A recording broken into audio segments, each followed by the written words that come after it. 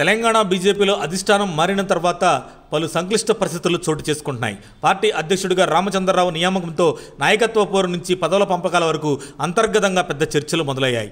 Election ద్వారా ఎంపికైన నేతల వ్యవహారం ముగియగా ఇప్పుడు సెలక్షన్ ద్వారా భర్తీ చేయాల్సిన పదవుల చుట్టూ వివాదాలు మొదలయ్యే సూచనలు కనిపిస్తున్నాయి.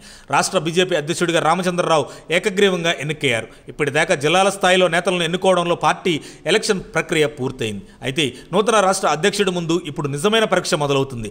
సెలెక్టెడ్ పదవులైన రాష్ట్ర కార్యవర్గ పదవుల కూర్పులో ఎవరికేం ఇవ్వాలి, ఎవరు అసంతృప్తికి లోను కాకుండా చూడాలి వంటి అంశాలు రామచంద్రరావు ముందు సవాళ్లుగా మారాయి.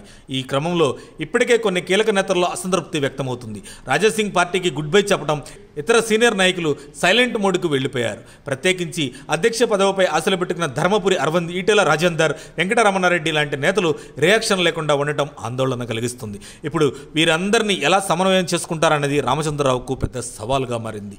రాష్ట్రంలో బీజేపీకి 8 మంది ఎంపీలు, 8 మంది ఎమ్మెల్యేలు, 2 రాజ్యసభ సభ్యులు, 3 ఎమ్మెల్యేలు ఉన్నారు. ఈ 21 మంది నాయకులను ఒకే దారిలో నడిపించడం పెద్ద బాధ్యత. పార్టీకి కలిగిన ఓటు శాతం పెరిగినా స్థానిక సంస్థల ఎన్నికల్లో విజయాలు సాధించడం, పార్టీని బలోపేతం చేయడం వంటి కార్యాలపై రామచంద్రరావుకు తీవ్ర ఒత్తిడి ఉండబోతుంది. ఇదిలా ఉండగా జిల్లాల కమిటీల్లో ఉపాధ్యక్షులు, కార్యదర్శులు, మోర్చా అధ్యక్షులు వంటి పదవుల కోసం తీవ్ర పోటీ నెలకొంది. ఈ పదవుల ఎంపికలో కూడా రామచంద్రరావు తోటాల మధ్య నడవాల్సిన పరిస్థితి కనిపిస్తుంది. ఒకరికి పదవి ఇస్తే ఇంకొకరు అసంతృప్తికి గురవుతున్నారు. ఈ పరిస్థితుల్లో ఆయన తీసుకునే నిర్ణయాలు పార్టీలో ఏ విధంగా ప్రభావం చూపిస్తాయన్నది ఆసక్తికరంగా మారింది. ఈ నేపథ్యంలో రామచంద్రరావు పార్టీని కలిసికట్టుగా నడిపించగలరా, లేదా అధికార పోరుల మధ్య చిక్కుకుపోతారా అన్న ప్రశ్నలు ఇప్పుడు బీజేపీలో చర్చకు మారిన అంశాలు.